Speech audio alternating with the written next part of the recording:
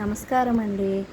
ఈరోజు బుద్ధ పౌర్ణమి 22, 23, 24 3 రోజులు బుద్ధ పౌర్ణమి ఉంటుంది.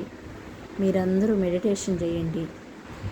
బుద్ధుడు శ్వాస మీద ధ్యాస కనుక్కొని వాటిల్లో మంచి విషయాలు సంఘంలో అందరికీ చెప్పాడు. అందరూ ధ్యానం చేయాలి, అందరూ బాగుండాలని బుద్ధుడు కోరుకొని అందరికీ చెప్పాడు. మనం కూడా సాధన చేద్దాము.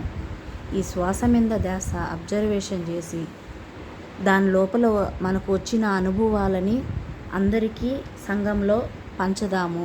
అందరికీ చెప్పి వాళ్ళకు కూడా ధ్యానం నేర్పిద్దాము. అందరూ బాగుండాలి, విశ్వంలో అందరూ బాగుండాలి, మనము బాగుంటాము.